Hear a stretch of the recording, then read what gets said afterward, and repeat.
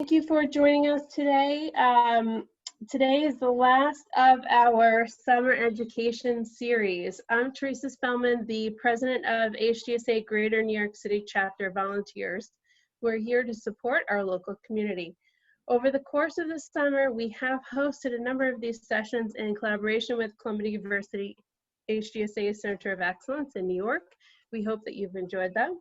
And we encourage you to visit our YouTube site where we've posted all of these as well. For the presentation today, we encourage you to ask questions via the anonymous chat. And before we begin, I just wanted to reiterate a couple of things. That one, the HDSA Center of Excellence at Columbia would like you to know that they're open for telehealth visits by appointment most Fridays and in person for new patients now. The Center of Excellence is also open for clinical trial visits on site.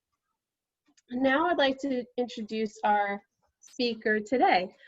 Seth Rotberg is a patient advocate and motivational speaker who's passionate about bringing his personal experience to better support the health community. He has over 11 years of fundraising, advocacy, and volunteer experience within the health space. His passion is driven by his mother's 17-year battle with the rare genetic disease known as Huntington's disease. And in 2019, he co-founded the nonprofit Our Odyssey to connect young adults in the rare and chronic communities with social and emotional support. Seth has a master's in nonprofit management from DePaul University and currently resides in Boston, Massachusetts. So Seth, without further ado, I'd like to turn it over to you. Thank you. Awesome. Thank you very much. Excited to be here, I guess, or be here virtually per se with everyone as we navigate what this new normal is like. And so as you mentioned earlier, my name is Seth. I am a patient advocate. I am a co-founder of Our Odyssey, but I'm also a family member impacted by Huntington's disease. And I'm here to share a little bit about my health journey and how I got to where I am today, and hopefully provide some tips and tricks on how you can get involved within your local or even national HD community. Let's see if I can get this going. There we go. We're good. Awesome. Technology, gotta love it. So very similar to probably many people here, learning about Huntington's disease, which I'm going to refer to as HD, was very challenging and I guess somewhat different because it is a genetic disease, but my mom was actually the first one who was diagnosed with it. And so as you can see over the years, she slowly deteriorated both physically and mentally. And how we found out about it was very interesting. And what I mean by that is it really started when I was 12 years old. Unfortunately, I don't have really any pictures of me as 12, so I decided to go with a baby picture on the far left. But it started when I was about 12 years old, when we noticed my mom was acting a little different, where she would have those mood swings, those outbursts, and we didn't understand what was going on. She also had the poor balance and wobbling movements, those drunk-like movements that we know is the motor symptoms. And at the time, the doctor actually just labeled it as major depression and bipolar disorder, which of course didn't discuss anything about the motor symptoms. But it took a few more years after that when we got the answers, because we essentially brought my mom to a mental facility. And I remember that day very vividly, because imagine telling your loved one that you're going to check them into a mental facility because you essentially ran out of other options. And as much as I hated seeing that, I knew that was the last option, because at that time, my older sister was off to college at Arizona, and my dad and I were trying to figure things out. And we were at the point where we wanted to leave because we didn't know how else to handle it. And so when the doctor sat down my mom and dad and told them about it, they kind of relayed that message to me when I was 15 years old. And it was definitely challenging. It wasn't the easiest thing to deal with, because again, I was a teenager in high school trying to just navigate my own lifestyle. And so really I felt isolated because when my parents first told me about it, I went to what most of us do, which is Dr. Google. And of course, reading down the list of symptoms that she had, which included the poor balance, the slurred speech, those chorea movements, and then the cognitive and psychiatric components of HD, which included at the time of just like lack of energy or motivation, those mood swings, decision making slowly declined, memory loss, among other things. So imagine again being that young adult or just learning about a new disease that is going to completely change how you live your life. And I was definitely in denial. I didn't know how to understand or grasp the fact that my mom had this disease, because when I went to Dr. Google, I saw that the average lifespan is 10 to 20 years. And my mom battled it for about 17 years before passing away about 5 years ago.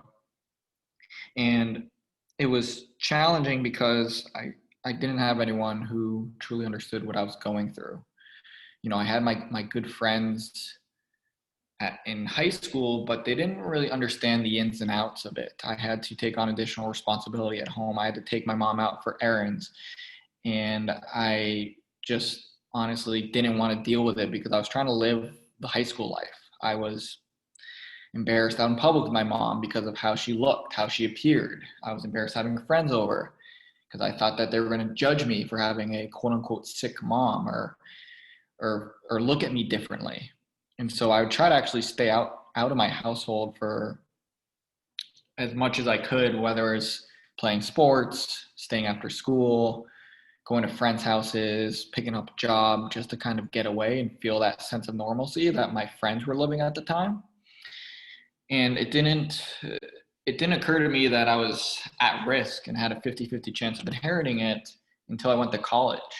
And the reason for that is because I remember I took a biology class in high school, it was my junior year in high school, and I did those Punnett squares where you match the uppercase X with the lowercase y to determine what the kind of the genes are. And when I spoke with my biology teacher about it, he mentioned that since my dad had the dominant genes, I was in the clear. But of course, that's not how HD works at all. And so when I went to college, realizing I was at risk and I had a 50-50 chance of inheriting it, I realized it was at that point that I wanted to get more involved. I remember I called up a good friend of mine, Max, and I mentioned to him I wanted to, put on a fundraiser for Huntington's disease. And that's when we put on a fundraiser called Hoops for Huntington's, which was a 3-on-3 basketball charity event because I'm a big sports fan and excited for the Celtics game tonight. They are in the playoffs, but I wanted to do something that I was passionate about, and I was passionate about sports. I wanted to help make a difference, and I wanted to also just raise awareness about this devastating disease. So my friend Max and I did that for 3 years while I was in college. And it was during that time that at the age of 20, my sophomore year in college, I decided to go through genetic testing. The reason for that was because I like to plan for the future. I want to know what the future might hold. And at that point, I kept overthinking whether or not I had the same gene that my mom had. I would forget an earlier conversation or drop my phone occasionally, and I would automatically think that must be HD, even though it was probably just me being a typical college-age student. But it was mentally draining because I knew that if I tested positive or tested negative, it would impact my life for the rest of my life. And so at that age of 20, going through genetic testing, very personal decision, I found out that I tested positive for HD and that I'll end up one day just like my mom unless there's an effective treatment. So 2 options right there, right? Option 1 is to not do anything about it and put it in the back pocket and be like my high school self and just be in denial. or option two, which is the option I ended up choosing, was to get more involved and to really fight back and not let the disease define me, but to define the disease by sharing my story. And so I immediately jumped in and got involved. I reached out to my local Huntington's Disease Society of America chapter, the Massachusetts chapter. I asked, how can I volunteer? How can I get involved? Joined the board, became president of the board. At the same time, learned about the National Youth Alliance, which supports young people impacted by HD around the country, and wanted to get involved because I'm very passionate about giving back to the community, especially when it comes to young people, because I don't want another young adult to face the same experience I faced growing up, feeling that sense of isolation, and try to give them some hope and realize that they're not alone. And so I joined the National Youth Alliance, eventually became president of that as well. And really, this was also, in some sense, my way of coping with the disease, because I wanted to give back, I wanted to get involved, but it was also an opportunity for me to kind of give back and understand, this was my way of helping out and also coping and facing the disease head on. So over time, really just started trying to share my story. It started with my local newspaper, where I talked about my story and then later shared my story with the world.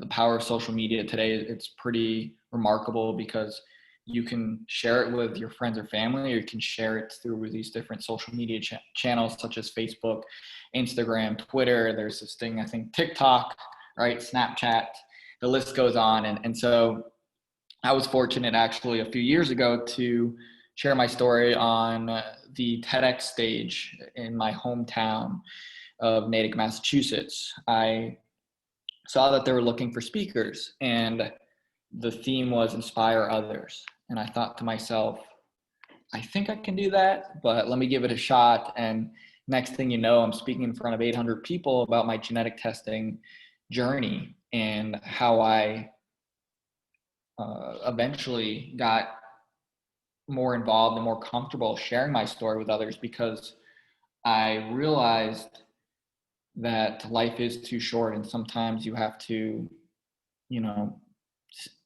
stand out and get outside your comfort zone in order to make changes happen. And for me, I wasn't comfortable right away sharing my story, but not only sharing it with the local newspaper, but eventually through TEDx, I was able to share about my journey and showing that we're all kind of in this together. But what I also learned is that once you share your story, there's no turning back. So you also have to be mindful of that, of when you do share your story, that once it's out there, it's out there. And I do remember times where it's been great and other times where I've shared it and then only parts of that story ended up making it into the media. And so you have to kind of be mindful of that. But for you to think about ways to get involved, and this is where, the advocacy piece comes into play, is don't feel like you have to run a huge event. Don't feel like you have to speak do a TED Talk.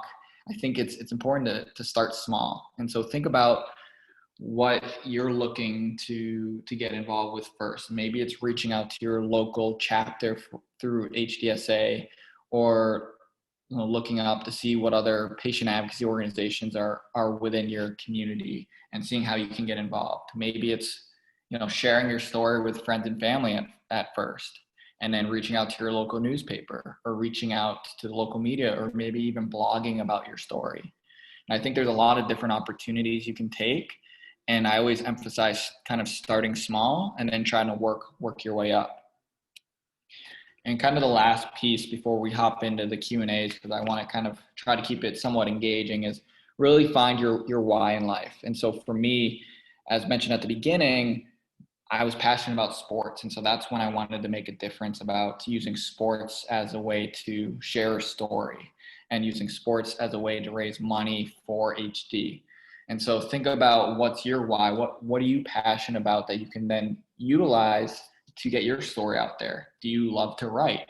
Maybe you want to start doing a blog like I mentioned before. Do you love to cook? Maybe you do a cook-off fundraiser, or running or walking, or another activity that can help you get more involved within the HD community.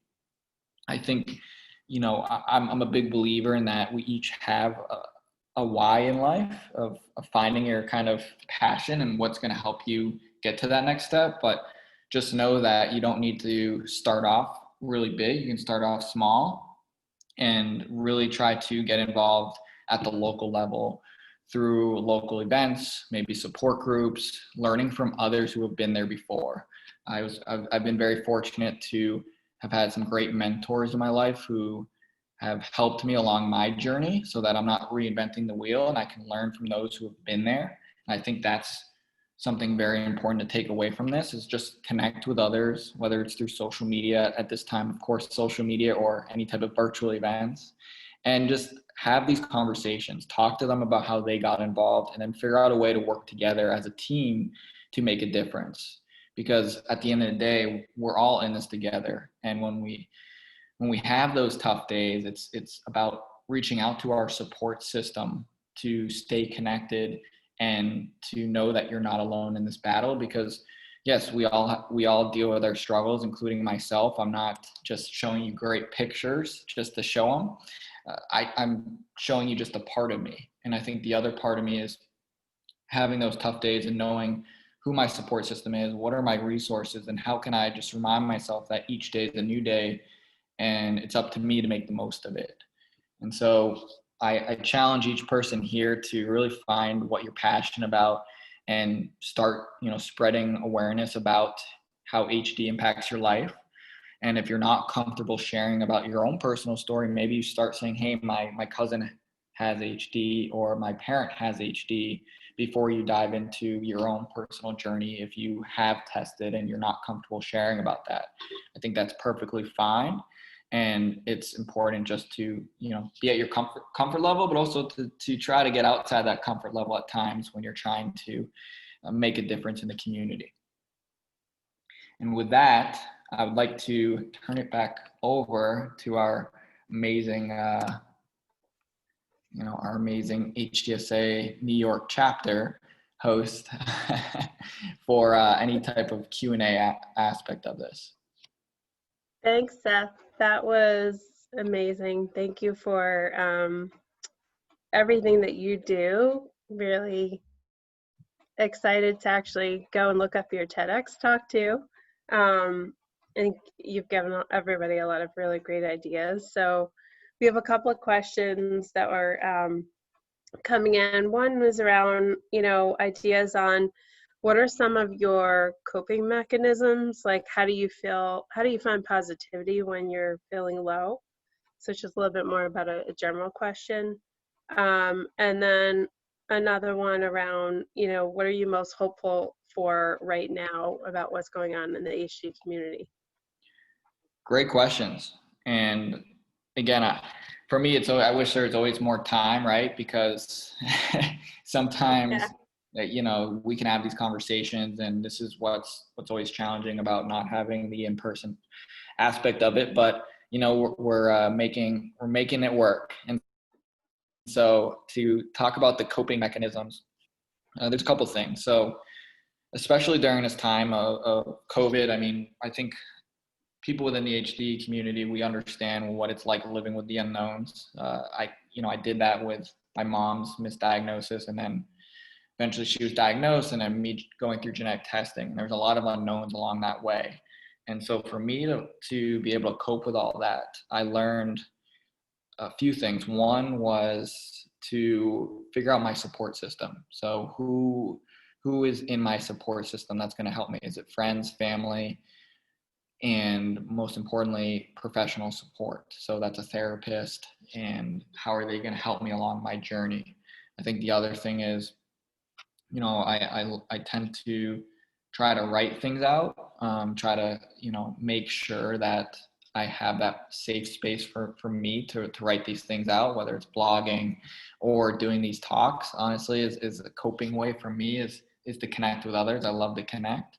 And then the last thing is, making sure during COVID to get outside each day, whether that's just for a walk or a run, just so that I can, take care of myself and really take time each day for self-care is important. But I think it's identifying first, your challenges, being able to accept those struggles, and then realizing that tomorrow's a new day and a new kind of chapter per se for you to figure out those next steps.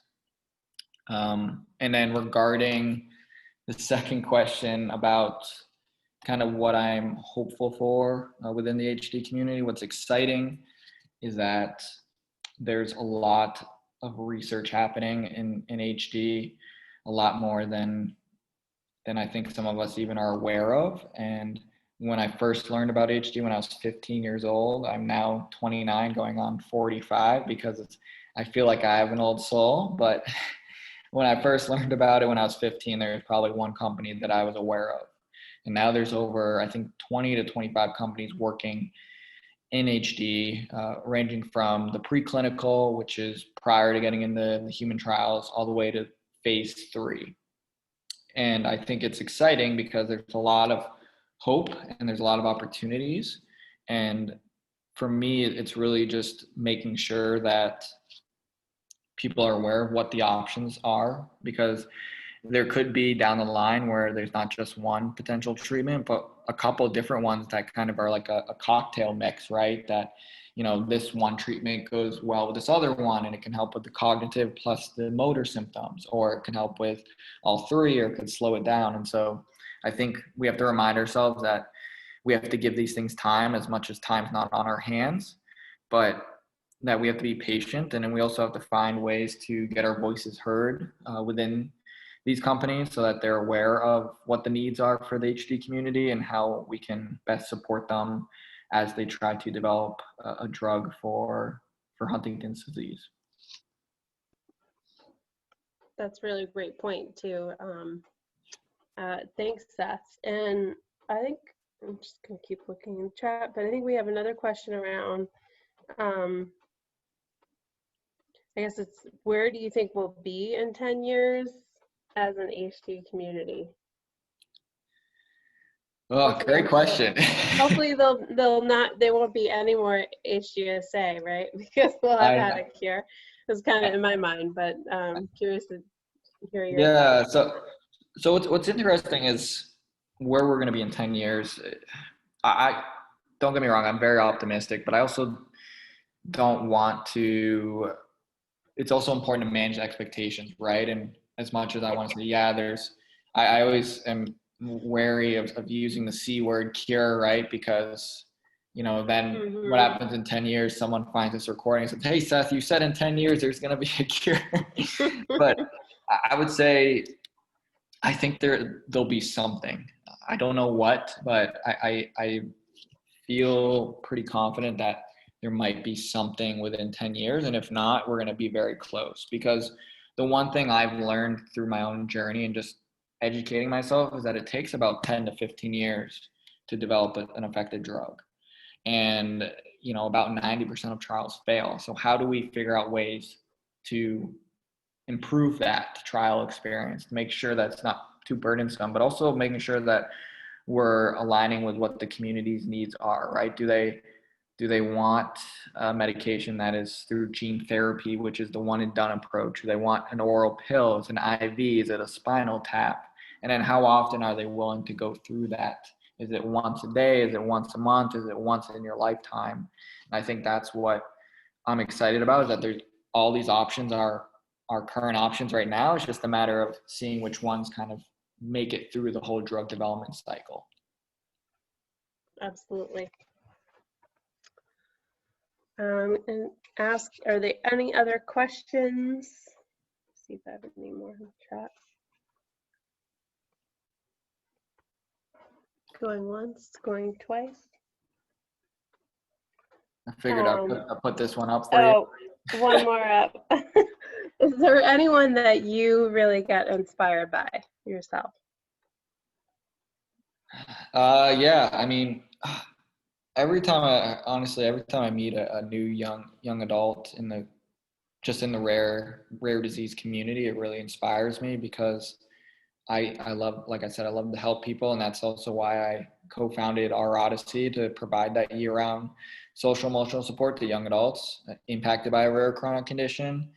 But I think the one person that actually inspired me through my HD journey, who's still a good friend today, and I hope he doesn't get mad that I put him out there, but his name is BJ View, and BJ and I met in 2011 at my first convention in Minnesota, where he's originally from. And, you know, having an older guy role model in the health space in general is always tough to find, to be honest.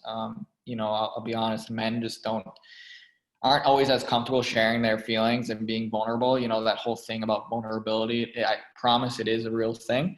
But, you know, it is tough to find older male role models. And for me, you know, he helped kind of guide me along the way, but he's also not just helped me professionally in my career, but personally as well, if I'm having my ups and downs.